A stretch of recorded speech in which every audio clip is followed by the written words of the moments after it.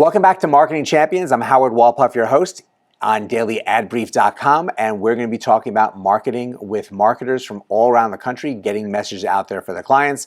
Today, we're talking with San Francisco, California, and Andrew Burnett of Lumino Digital. So, Andrew, welcome to the conversation today. Thank you. Glad to be here.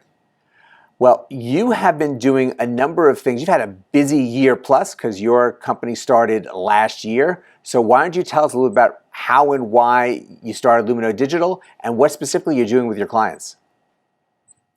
Yeah, absolutely. Well, Lumino Digital is just barely past a year old, but I would say I've been doing this for about 4 to 5 years now. Started this with some coworkers from our past agency and are really focusing on digital reputation at Lumino. So, all the parts that I think big agencies sometimes don't have a specialty for, things like Wikipedia, Glassdoor, and even things like public records, everywhere that information seeps out, but maybe, they don't have a good finger on the pulse of that. I think companies would be pretty amazed of how far their name goes without them knowing, and what kind of information has been put there by somebody else or gathered from different places, but it hasn't been updated, and you may make an update the day after they pull that information. And really having the right people to track that and make sure things are accurate is extremely important.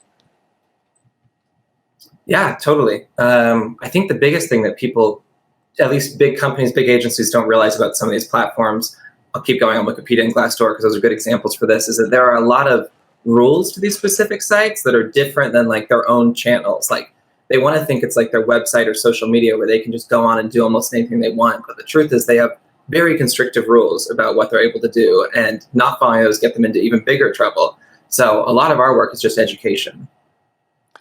And it's important to know that the right formats for these different platforms and making sure you're getting your information out.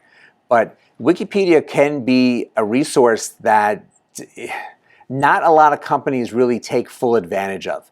I think one of the initial things that come up on search will be Wikipedia. So why is it that companies aren't spending more time with it? Yeah, this would be my real quick brief on Wikipedia. Wikipedia, you're so right. It's super important. Everyone should care about it. It's like the first Google result after your website. Usually it powers the Google Knowledge Graph up on the top right. And if you ask any of your voice search options, it's typically the first thing they read from about any topic. So all of that is the reason I think it's valuable, and anyone that I work with typically does. Of course, then you have a lot of companies who have a lot of misunderstandings about it, think it's still the same as it was like 12 years ago, just like a Wild West where anyone can edit. I would say the big thing anyone needs to know about Wikipedia before even diving in farther is that the site has really strict conflict of interest rules. So if you have any conflict of interest with the subject of an article, whether you work there, whether you're paid by it, even if it's your spouse and they work there, you should really know two things, which is you should not directly edit that article in any way, and you should be transparent about your connection. So Wikipedia's editors are happy to see you get involved, but you have to follow their rules, which are very strict when there's a conflict of interest. Happy to go into more depth on those if you want. And knowing that is very important. I think there's a lot that people don't know about the strength of Wikipedia and the back and forth of how to get things on. I know I've seen a lot of other people putting information on different pages, so I'm glad the editors are working to make sure that doesn't always happen on a regular basis. But where else is it important for people to have that digital message out there, and where do you see this evolving over the next couple of years?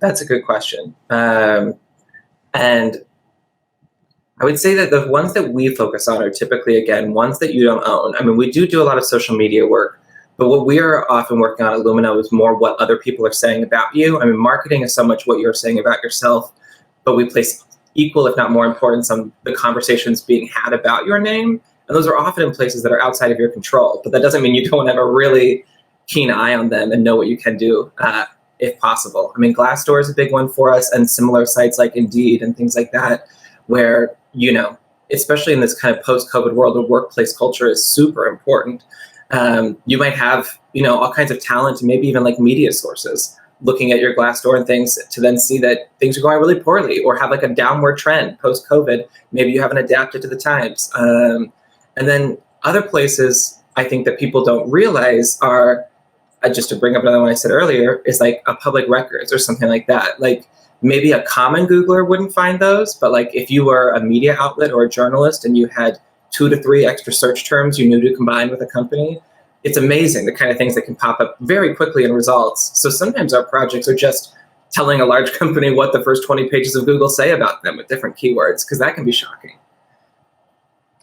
It's shocking is a good word, because there's amazing things that can be found on these sites. You have an employee that was not happy with their experience. They start writing things on a Glassdoor, Indeed, and you don't see it because it doesn't pop up on your radar, and there could be problems that grow from that. It's all one of the biggest keys of reputation marketing, that if you have something negative against you, that you immediately are responding to it, so people aren't seeing that you're just leaving it out there, and really having some strong guidance for the right places to find the challenges that are out there on your digital footprint is really great. That you launched this and you're getting out there to connect with companies and save them from themselves and from others out there on different platforms of the internet. So I thank you for sharing this with us and what you're doing, and really good luck to you as you move on to this next second year. Awesome. Well, thanks so much. I appreciate that, and I hope we get to chat again sometime. Absolutely. And thank you for joining us today. Andrew's really doing some great things protecting these companies from what's out there online, and the things you don't know can really harm you and harm future business coming your way. So check out more information about what he's doing in Lumino Digital on dailyadbrief.com. But go out and have a great rest of today, and we'll see you next time on Marketing Champions.